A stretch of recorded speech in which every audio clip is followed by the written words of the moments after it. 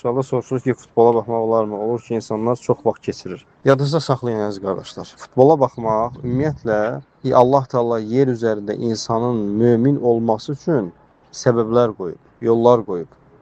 Və bir insan mömin olmaq istəyirsə, Allah Teala'nın qatında ucalmaq istəyirsə, izzətli olmaq istəyirsənsə, futbola baxmaq və yaxud da bu kimi şeylərlə məşğul olmaq bu müminin sifətlərindən, edəcəyi şeylərdən deyil qardaşlar. Müminin sifətlərindən deyil. Oturub saatlarla futbol izləmək, orada hansısa bir tərəfə meyllənmək və oradakı olan o futbolçuların azarkeşliyini etmək, bu müminin sifətlərindən deyil qardaşlar. Mümin bu cür olmur. Mümin vaxtını, o bilir ki, mümin bilir ki, qiyamət günü Peyğəmbər sallallahu aleyhi və səlləm buyurur ki, 5 şeydən soruşulmadıqca qiyamət günü qul addım atmayacaq. Və onlardan biri də nədir? Vaxtını harada keçirməsi, nə ilə keçirməsi, nə etməsi o vaxtlarda.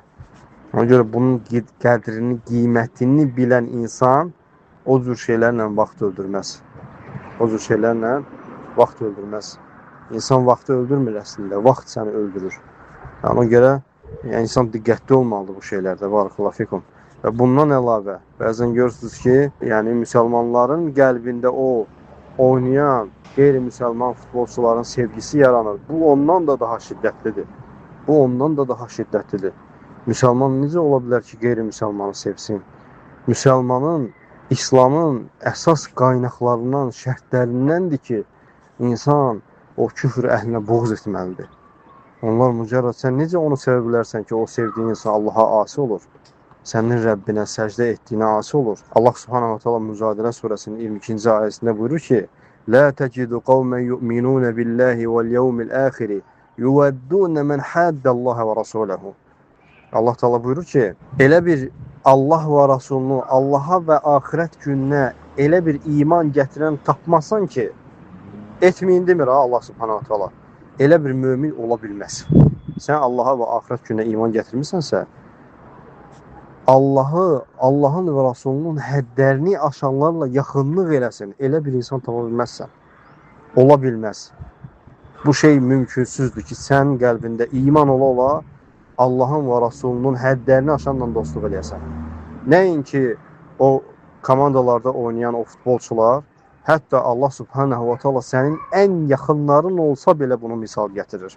وَلَوْ كَانُوا آبَاءَهُمْ أَوْ أَبْنَاءَهُمْ أَوْ إِخْوَانَهُمْ أَوْ عَشِيرَتَهُمْ. Subhanallah. Hətta sənin ən sevimli olsan belə, sənin yaxın qardaşın olsa belə, atan olsa belə, sənin aşirətin olsa belə, oğlun olsa belə, Allah və Rasulunun həddlərini aşırsa, mümkün deyil ki, onunla Allaha və axirət gününə iman gətirən insan onunla nə olsun, yaxınlıq etsin. O sənin Allah Taala'nın saydığı qismlərdən deyil.